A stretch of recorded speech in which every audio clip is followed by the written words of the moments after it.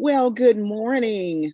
This is Sherita Herring, and you're listening to the new WCEG network on WCEGtalkradio.com. Watch us live on your smart TV, YouTube, WCEG network. And you are with me on my new show, Beverly Hills to Barnyard, for the next 30 minutes. WCEG network is the worldwide community entertainment group. We are, and I'm reading this disclaimer because it's important for you to know this. We're the worldwide community empowerment group where we speak life into the community. Like us on Facebook, follow us on Twitter and on Instagram at WCEG_talk_radio and WCEG network. Last but not least, the topics and opinions are those of the show hosts and guests and not WCEG network. Thank you for your continued support. So again, this is Sherita Herring, and I'm coming to you live from here in Arkansas.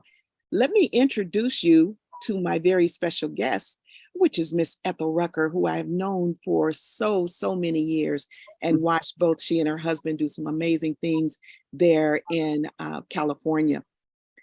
Let me read you her short bio. Ethel Rucker is an executive pastor, best-selling author, and speaker. She has authored 2 books titled From Misery to Marital Bliss and Purpose, Passion, and Profits. Married to her wonderful husband for 40 years, she is a mother and grandmother. Pastor Ethel and her husband, Senior Pastor Donald Rucker, jointly oversee the Christian Development Center in Montclair, California, that has accomplished some major things. They distributed food and clothing to over 5,400 families annually. They educate and serve over 600 families annually through their pastoring classes, Joshua Project, and NRooted Love ministries. They've served and administered COVID tests for over 300 residents. That was in 2022. Pastored with CDC Nigeria to feed and clothe orphans, children, and widows. Pastored with Every Nation campus in reaching thousands of students annually for Jesus Christ. Collaborated with 30 local businesses and agencies to serve the greater San Bernardino County. Now, because of her unwavering dedication and community advocacy, Ethel was recently invited to become a member of the San Gabriel Valley National Council of Negro Women. And the national organization was founded in 1935 by Dr. Mary McLeod Bethune. The National Council of Negro Women is an organization of organizations with over 300 campuses and community-based sections and 32 national women's organizations that enlighten, inspire, and connect more than 2 million women and men. Its mission is to lead, advocate for, and empower women of African descent, their families, and communities.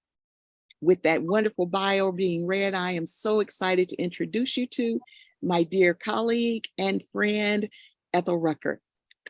Hello. Hi, Sherita.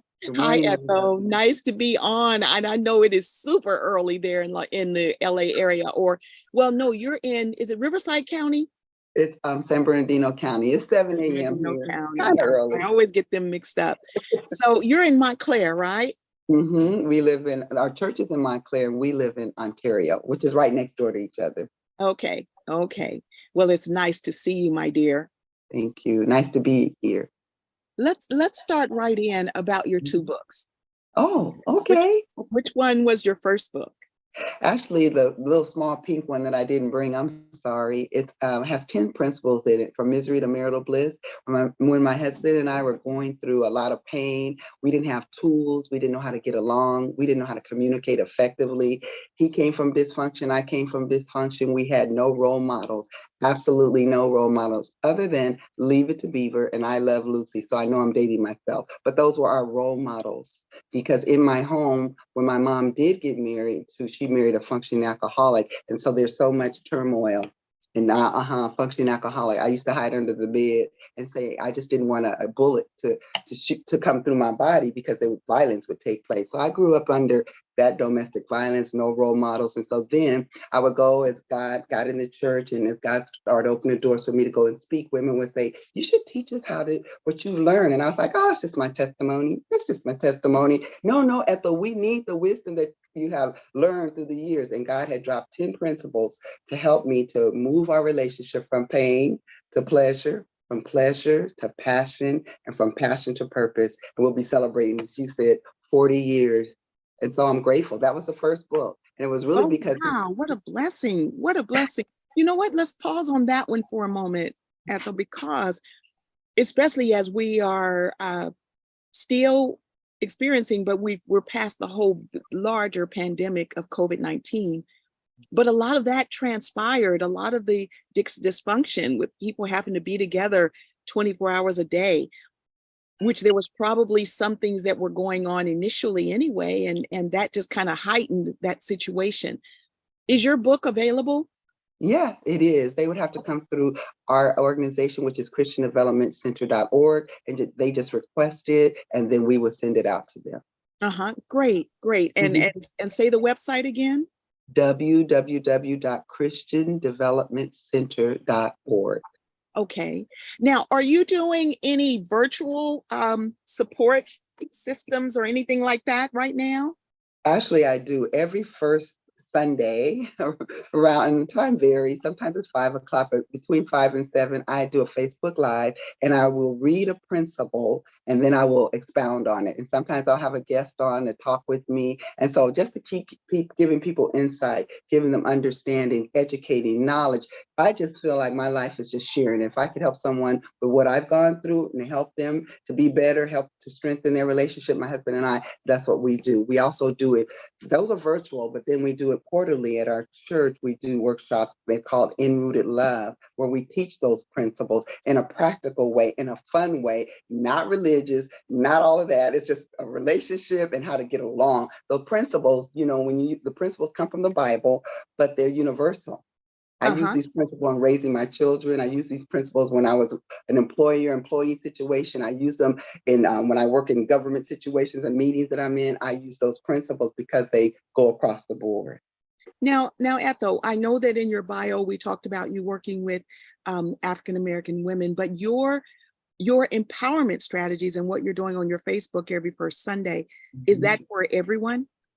It is, because those principles, even though the book is from my marriage, the principles is what I teach and that I highlight. And if you take those principles, like for instance, one of them is learning to listen from a judgmental place, not from being judgmental, from a heart, and trying to listen behind what people say, things like that, and how to esteem, how to be friends, how to honor, how to respect, things like that.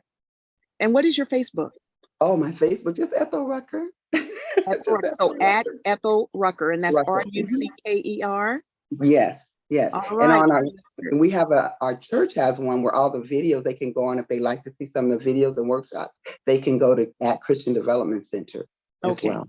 Okay. But they can go and friend you on your Facebook so that they will know when you're going to be live. Absolutely.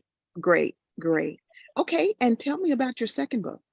Oh, the second book was a spinoff from my business mentor, Kyle Wilson. I don't know if you've heard of Jim Rohn. Have you heard of Jim Rohn? Okay, he was his 18-year business partner. And I went to in Orange County to a millionaire mindset workshop, and he was there. And I had asked him a question, and I said, how would you prioritize time, wealth, and health? Well, that made him sit back in his seat. And so he asked me, could he add me to his mailing list? And from that, we developed a friendship. And he watched our ministry since 2014. Then he became a supporter. So he heard my story, and he called me in Washington, D.C. when we were there, when they were trying to take the tax from the church, and said, Ethel, I read your story, and I would like to put it in one of my books along with 30 other authors. And that's how I ended up writing. And that part my husband and I wrote on was about conflict resolution and how to do it. Because we believe marriage is a business. You have to see the business side. And in the business, you have policies, you have procedures, you have guidelines. So how are you going to operate? How are these two powerful people going to come together and operate? So we wrote that chapter in there. So yeah. Well, you know, and that is a really interesting way to look at marriage, because so often we look at how are we doing something as far as work or anything else that we must maintain, but we don't tend to do the same thing in relationships and do the steps that it takes to maintain a healthy relationship. So if you look at it like a business or anything else that you have to constantly work on to make sure that it stays healthy, that's really important. So again, they can get that book where?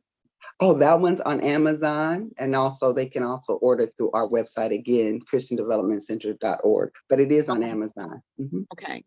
Good. Well, now tell us about your ministry. And matter of fact, with you guys feeding, how was that through COVID? Because a lot of people needed food that they didn't realize they would need food at any other time. Yeah, we are actually a food bank in our county. And even though we're a church, because we're a food bank, that trumped during that time. So they allowed us to stay open. So we never closed our doors. And then we changed the strategy where people normally would come into the building. Now we had them stay in their cars and we would go to them, pack the bags on Friday, and then distribute the food as they drove by, signed off, and then we could pray for them if they like. And then we kept on going. And we still do that today because it's still safer to do it that way. Okay, so then that means that you have a really large volunteer base. Well, you know what? That's really interesting. For a long time, we didn't. But over the last few years, people have started to come alongside us, and God is adding and growing. For a long time, my husband and I would go get the food and pack it ourselves. And I said, even we have to build it one brick at a time, we're going to do what God asked us to do. And then there's it's called Volunteer Match. Then we found out about that. And so we put that out there, and then people start coming and volunteering. And now we have other organizations that come and volunteer and help us out. And we're so grateful. And the NCNW, which is the Negro Council of Women, they come too. They're new partners, but they come. Some of the people from City of Montclair come, and then just neighbors and other organizations. So we're grateful. Your consistency is what drew that. I was just in a coaching class with one of my clients, and they were talking about how their business was growing. And all of us, when we're starting something new, is slow, and we're doing all of the roles. But it is our consistency that people see us continuously doing it, no matter what, that will draw the other things that we need. And so for all of you that are listening, if you feel like you are that soul entrepreneur, that sole business owner, that sole person, just stay with it, stay dedicated to it. And that's why it's so important also, Ethel, and for us to do what we love, because so often we are doing it alone and until others catch on. So it's really important to really love what we're doing. So Ethel, tell us about some of your other ministries that you're doing. Okay, well, we have our parenting class, which you mentioned, and most of our ministries were birthed out of our own pain, my husband and I. And so we've gone through those things, and we're able to not only just do the ministry from just, how some people do things mechanically, but it's truly from a genuine heart and a genuine place. Because I remember standing in the line when I had lost my job years ago in LA, and they used to give you these little tickets, and then you have to go somewhere and get your food, and how people were so unkind. And I remember saying, I don't want anyone to ever feel like that they don't have dignity, worth, and value. So through our food program, I actually hope to give people a hand up and let them know that even though they're there, they don't have to stay there. And then our marriage ministry, again, birthed out of our pain. So we share those principles we learned to turn it around and revolutionize it. My parenting class, my son, when he was 7 years old, went out to the school, and they asked him, why couldn't he sit down? I had spanked him because he wasn't listening. And then that whole system turned against me, and I had to walk through that process. And I was turning around looking, I said, how did I end up here? There's drug addicts, I don't do drugs, there's all this stuff around me. And I was sitting there. Right. And then they invaded our home, and they kept saying, she said this, spoil the rod, spare the child. That's all they had against me. When they came, the house was clean. My husband and I were united. I was a mom at the school. I was helping in the classroom, but none of that mattered. So when I went through that process and saw how the system can rake you over the coal for something as simple as disciplining your children the right way, because there was no bruises or anything on them, but whatever. Anyway, so now when that class was birthed, at the end, they exonerated me, and they said, you should be teaching other people how to raise and train their children. I said, I'll accept that challenge too. And that class was birthed. And so when people come in I can understand both sides. I'm giving them the biblical curriculum that we developed to teach, but also my real life experience. And then our Joshua Project. My husband and I went through bankruptcy early on in our marriage and things like that. We didn't have any taught credit worthiness and how to budget and all those things. So we went through a lot of financial turmoil. Well, when we started learning and getting the principles, tithing, giving, all of that stuff, and things began to turn around, how to save, how to invest, all of that began. So now there's a Joshua Project that we teach youth from 12 to 25 to be able to get that. Because in school, remember in our day, they used to have life skills and things. You can learn to sew and do all those kind of things. They don't have that typing. Those things are gone. Those things are gone. So that's my husband's baby, the Joshua Project. So that's something we do. We just got a subcontract with United Way 211, where we'll actually be kind of like a call center where we're answering calls for people for homelessness, for any kind of medical assistance if they're in a crisis. Oh. This is the new, we just started like a week ago. We're in training, and it's all that God keeps expanding.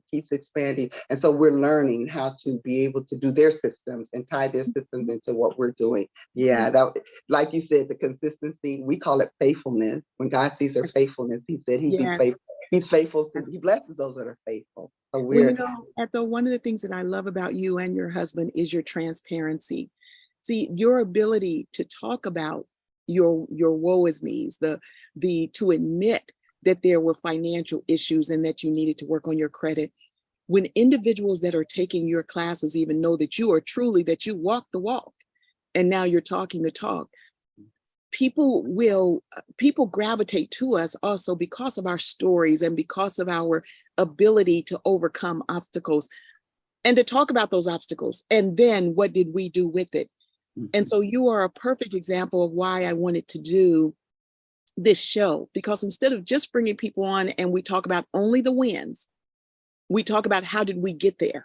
What brought us to developing this class or writing this book? So your transparency about coming from a home that could have turned you a whole nother way to, again, revealing why you teach financial literacy is so important. So again, what's your website? Oh, it's www.christiandevelopmentcenter.org. And then we also have a new one that we developed because the people that God has connected me with, they say, Ethel, sometimes there's people from all different religions and stuff, and they don't necessarily want to go through your long website, but you create a new one. So we did, and that's loveisaction.co.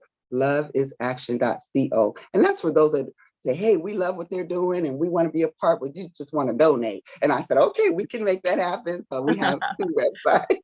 Well, and that's important because sometimes, and I've learned this when I've worked with hundreds of churches, and being in the church, and also I'm a preacher's kid. So being in the church, we often want to talk about our church ministries. And I've even had to work with pastors in churches that say, when you're working in community, they're called programs. When you're writing for grants, you call them programs, because the word can turn away individuals that need you the most. Because it could be that, again, they may look at you as being Baptist, Protestant, Jewish, or whatever, and not get involved in your program because of that. Versus if your program is about just helping the disenfranchised or helping those that are in need for whatever reason. And that's why even with my church in Los Angeles, working with my pastor, Pastor Stephen McGlover, our church was right there on 83rd and Figueroa, Free Will Missionary Baptist Church. Well, when we developed the nonprofit, we developed the Free Will Community Development Corporation. And it was the one that was working beyond the walls of the church. And that draws in those individuals that didn't see themselves as someone that proclaims to be a lover of God or someone that goes to church. The fact that someone just does not go to church, if you're only introducing programs that are church related, they will exclude themselves. Even though they need you, they will think that they must be a church goer in order to be involved in your programs. So again, Ethel, I really commend you for the work that you and your husband are doing and how you reach people no matter where they are. You reach them from where they are. So thank you for being who you are. I really admire you. I've got a couple of questions that I ask most of my guests. Okay. And let's see. Where did I do? What did I do with my questions? Okay, what has been your greatest obstacle to overcome? Oh, wow. I I shared this because I remember when we started the ministry, when my husband said that God had gave him the name of our church. And I thought for sure that if people from within our ministry would be the ones that help us to do the things that we're doing now. And I Mhm. did not reach out to get the professional people that we needed to put in certain places to be able to take us to another level. And so that was, to me, once I caught that revelation, that was an obstacle because I kept thinking that from within and just focusing on those people and realizing, yeah, we do teach them the principles and all that. Right. But you also need to bring in other people in order to have that professionalism that you want in your organization. So that was an obstacle here that I had to overcome to think like that, because I Right. wasn't thinking like that. I saw church differently growing up in our era. That's all I saw, right? Like you Right. said, that community development portion, we have that too. It's called Kingdom Builders Community. And we established that for the things that we're doing, what we're doing now, the affordable homes that we want to go after, things like that. My safe haven homes for women and children that we want to put under that umbrella. So I get it. But in the initial onset, the obstacle was just limiting myself to what was in the house and not looking out and drawing in others that have professional things that they can give. Some people just want to volunteer their services. They're retired, they want to give back and tapping Mhm. into those resources, and then also paying people. And so that was one of the obstacles I had to Yeah. overcome. You know, Mhm. another thing that I love when I'm listening to you is you don't mind identifying where your strengths are, but also where your weaknesses are so that you can bring in those that enhance who you are or whatever it is you're wanting to do by identifying those individuals that can take care of those areas. And a lot of times that's one of the hardest things for us to do because we think we can do it all. And speaking of doing it all, people say, Sherita, you can do everything. No, I can't. I just do the things that I like to do that I'm good at. There's a whole lot of things I'm not good at. And I identify those that can help me out. And that's why we collaborate. Exactly. So now my next question. Um, who inspires you? I know Mhm. I can answer that one for you. Well, my husband does. And I know people don't always think that. My husband inspires me because when I look at a man that came from Mississippi chopping cotton in 100-degree weather and 7, 8, around that age, didn't have summer fun, didn't have bicycles, didn't have skates, Christmas, all none of that he grew up with. And then came from that mentality of a woman had a place when God told him to marry me. I'm like, a place? Which is like, And then, wait a minute now. right. And then to see him transform from that mentality to the person he is today, a man that's solid, honorable, that loves God, loves his Yes, family, African American man that stayed with his family to make sure his family, and he changed. I saw him transform yes, before my very eyes. yes. He inspires me. And now he's getting involved in the political, when I said political arena, the mayors and everybody. It was so funny. Our mayor sent a text the other day and said, I would like to ride Pastor Donald, give me a ride in his Corvette. How cool is that? You know what I mean? That you have that kind of relationship with your city officials and they respect you. They gave us an award right after COVID, and they said this, which touched my heart, and it's due to my husband and leadership, and we work together, so there's no Yes. jealousy or competition. But they said this, your organization, we work with a lot of organizations, Ethel and Pastor Donald, but you guys do it from a heart of love. That to Outstanding. me was, I was on the floor of tears. I'm thinking like, that's what we want. It's What a not for all the blessing. stuff that a lot of people do, the recognition or the money or the whatever. It really is because we love people and we're God's feet, hands, and heartbeat. And so he is Hmm. my Hmm. inspiration. I look Good, good, to him and good. I'm grateful. Outstanding. Well, Thank you. again, I applaud both you and your husband for your work and your dedication, not only to each other, but to the community. Now, speaking of politics and pastors and churches, and I'm sure you know this because you've been also in a lot of my workshops, but I want to say this to my listening audience.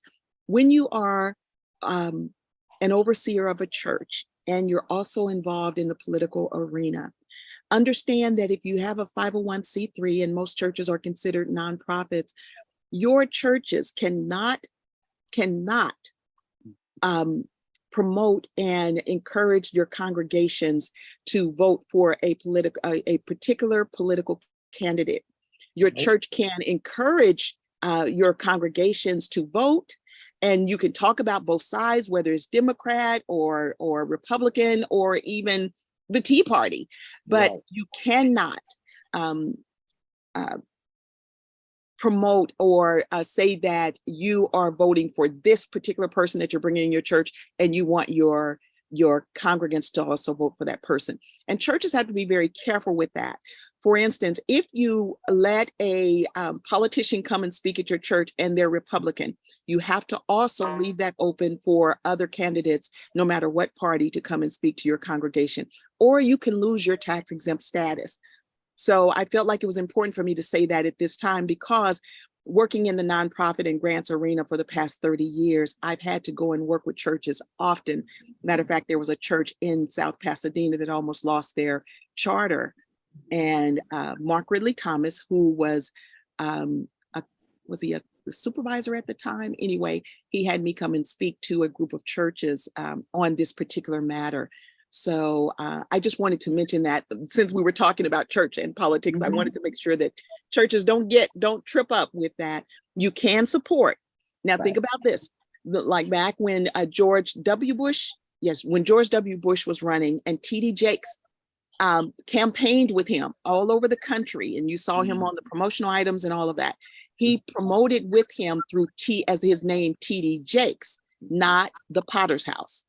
But because T.D. Jakes was so instrumental, more African Americans voted Republican through that campaign, and George Bush was reelected. But more African Americans across the Bible Belt voted Republican in that campaign more than any other time since African Americans switched from being Republican to Democrat. So you pastors, you can have an influence as an individual, but you just cannot include your churches in that promotion. So again, just wanted to make sure that we were clear on that. Ethel, we're coming up. We've got about 3 minutes left. Is there anything that's coming up that you would like for my audience to know? Oh, thank you for that, Sherita. Yes, we have a breast cancer awareness, what I'm doing with a couple of the organizations. One is the Wing Foundation and one is the Immaculate Ministries and Christian Development Center are collaborating, because as you know, breast cancer is on the rise in our community, and it's younger and younger and younger. So the part of our vision too is the whole man, the psychological, the emotional, the physical, the mental. And so this is what it's going to be on September the 30th. It's going to be from 1:30 to 5 at the Anthony Munoz Community Center in the city of Ontario. And so we have tickets available. They can come to our website, www.christiandevelopmentcenter.org, and order it. Great. And then they can also connect with you on your Facebook to stay up on all of what's going on with you, right? Yes, they can. And your Facebook is at Ethel Rucker? Ethel Rucker, at Ethel Rucker. Well, Ethel, I want to thank you for coming on. And as always, I love you dearly, admire your work, tell your wonderful husband hello. I will. Thank you for having me. Thank you. And now, just as to close out the show, again, I want to thank my very special guest, Ethel, and but wanted to also remind you of some things that are coming up with my organization, the Philanthropy Alliance Foundation. Every first Friday, I do a free Q&A to answer questions about grants, the nonprofit arena, board development, community and economic development, whatever it is that you're wanting to ask. You can join that, and you can go to my website at philanthropyalliance.org. That's philanthropyalliance.org. And you look up how to spell it, because one of the reasons why I use the term often, we do not know how to spell philanthropy or that you are philanthropic. So anyway, go to my website at philanthropyalliance.org and click on Q&A with Sherita. Also, Our masterclass for nonprofit development is starting tomorrow, and we still have a few spaces open. So if you would like to join that virtual masterclass, it's over 6 weeks, just 2 hours each week. And when you finish, you will be submitting your IRS documents into the IRS portal. So again, this is Sherita J. Herring on Beverly Hills to Barnyard. Stay tuned every Wednesday and get informed, inspired, and empowered. Thank you for tuning in.